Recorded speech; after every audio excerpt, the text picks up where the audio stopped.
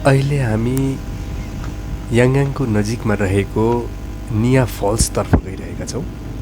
अत्यन्तै रमाइलो र अत्यन्त प्रचलित एउटा वाटरफल्स जसलाई निया फल्सको नामले चिनिन्छ र बाटोमा अरू धेरै रमाइला दृश्यहरू पनि देख्न पाइन्छ। फाटिला डाँडाकाँडाहरू र तल टिस्टा नदी बगिरहेको र त्यसका वरिपरिका अत्यन्त रमाइला दृश्यहरू र त्यो सबै कुरा यस ब्लगमा आज देखाउनेवाला छु। जोगी डाँडाको माथिपट्टिबाट हामी यहाँ रमिता हेर्दैछौँ अहिले र यहाँनिर चाहिँ 10 माइल यहाँ माखा अनि यता माथिपट्टि यो के भन्छ कोकलेको पल्लो भाग पर्छ। यता माथिपट्टि पर्छ पातुक। त्यहाँबाट यता पर सिङबेल देखिन्छ भने यो खोलाको यता वारिपट्टि यतापट्टि याङगाङ निया अनि पर याङगाङको डाँडा, त्यहाँदेखि पर्तिरपट्टि नामफोकको डाँडा देखिन्छ भने उतापट्टि तिमितार्कु र दामथाङको डाँडा देखिन्छ। र टिस्टा खोला चाहिँ यस्तो मजाले यहाँबाट यसरी घुमेर मेन्डरिङ भएर गएको 4-5 वटा डाँडा क्रस गरेर गएको पनि जम्मै यहाँबाट देखिन्छ। यो दृश्य यति राम्रो यहाँबाट देखिँदो रहेछ र यो दृश्य चाहिँ मैले तपाईँहरूलाई देखाउनको लागि भए पनि यहाँ खिचेको। यो रमाइलो दृश्यपछि अब हामी लाग्नेछौँ अति नै सुन्दर निया वाटरफल्सतिर।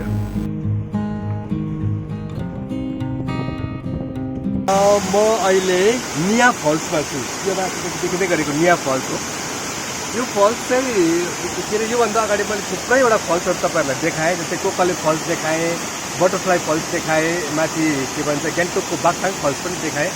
तर त्यो सबै फल्सहरूमध्येमा सबैभन्दा अझै मैले देखेको इम्पोर्टेन्ट र राम्रो र ब्युटिफुल र हाइट पनि बेसी भएको थियो यो फल्स देखेँ मैले, निया फल्स।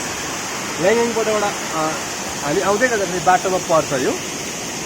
यसको हाइट चाहिँ एकदमै माथि त्यो माथि डाँडामा छ। अनि यसको यो के भन्छ भल्युम अफ वाटर पनि एकदमै बेसी छ यसमा र मजाले आएको छ। अहिले त रेनी सिजन पनि होइन, अझै रेनी सिजन भएको बेलामा आयो भनेदेखि यो यसमा अझै बेसी भल्युम अफ वाटर हुन्छ होला जस्तो मलाई लागेको छ।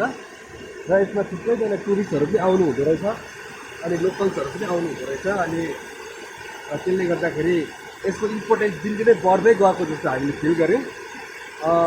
र यहाँ माथिपट्टि एउटा उयो रहेछ क्यान्टिन जस्तो, त्यहाँ पनि हामी जानेछौँ। त्यहाँ गएर हेर्दैछौँ कि त्यहाँ के कसो छ होइन, त्यहाँ के छ कसो छ।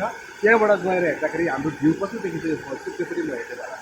अब यो माथिपट्टि यो उकालो सिँढीबाट म उँभो जाँदैछु। माथि गएर माथिबाट पनि तपाईँहरूलाई म यो के भन्छ फल्सको उयो देखाउने होला।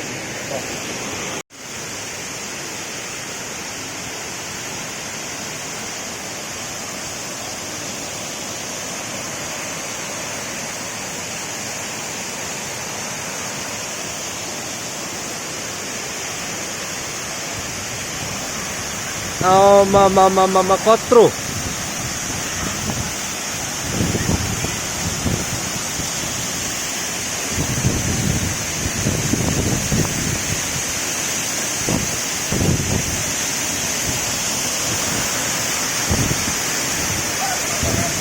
निया फल्सको माथि अप्पर पार्टमै आएको छु। यहाँनिर अप्पर पार्टमा के भन्छ स्विमिङ पुल पनि रहेछ, सानो नेचुरल स्विमिङ पुल जहाँनिर चाहिँ मान्छेहरूले स्विमिङ गरेर पनि इन्जोय गर्दो रहेछ। यहाँ चिसो न चिसो पानी भए पनि यहाँबाट चाहिँ तपाईँको यो टिस्टा माथि हेऱ्यो भनेदेखि चाहिँ एकदम बेसी हाइटबाट चाहिँ पानी झरेको देखिन्छ र एकदम बेसी हावा पनि लाग्छ।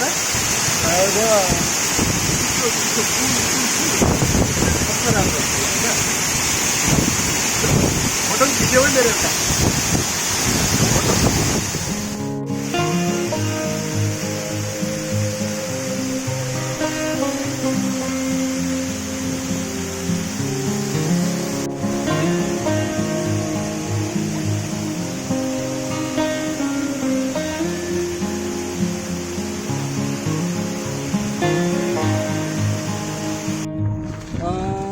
यो चाहिँ हो माङजिङको पहिरो। यो अगाडिबाट देख्नुहुँदैछ यो माङजिङको पहिरो हो। यो पहिरोले बहुत दुःख दियो मान्छेलाई। त्यो माथिपट्टि यो डाँडादेखि नै जम्मै लडेर आएको कतिजना घर भत्कियो कतिजना मान्छे मरे अनि कतिजना एनिमल्सहरू पनि मरे होइन यो जङ्गलले धेरै वर्षसम्म मान्छेलाई यो बाटो बन्द भएर पनि दुःख दियो अनि गाडी फस्यो के भयो होइन अनि यो गर्दै गर्दै लाँदाखेरि चाहिँ अहिले आएर चाहिँ आज यो बाटो हिँडेको थुप्रो वर्षको बादमा राम्रो भएछ निकै राम्रो भएछ मतलब गाडी मजाले ओहोर गर्ने सक्ने भएको रहेछ त्यस्तो उकालो त्यस्तो ओह्रालो पनि छैन त्यति साह्रो अप्ठ्यारो र हिँड्नु पनि अलिक सजिलैसँगले गाडी पार हुँदै रहेछ अहिले चाहिँ नाम्चीमा चाहिँ र आजको जुन चाहिँ मेरो यो छ भ्लगमा अनि यहाँको यो फल्स अनि यहाँनिर बाटोमा अरू केही चिज भएको कुराहरू मैले तपाईँहरूलाई देखाएँ र त्यस्तो साह्रो एक्साइटिङ भएन किन भन्दाखेरि आज वेदर अलिक राम्रो थिएन पानी पर्यो होइन अनि त्यहाँदेखि हामी अलिकति लेट पनि निस्केको थियौँ त्यसले गर्दाखेरि राम्रो दिन भएको बेलामा फेरि म कुनै बेला आयो भने अझै तपाईँहरूलाई एक्साइटिङ कुराहरू देखाउने छु आजको भ्लग चाहिँ म यहीँ एन्ड गर्न चाहन्छु नेक्स्ट भ्लगमा फेरि तपाईँहरूलाई भेट्नेछु त्यतिन्जेलसम्मको लागि हेर्दै गर्नुहोस् एलएम सिक्किम बाई बाई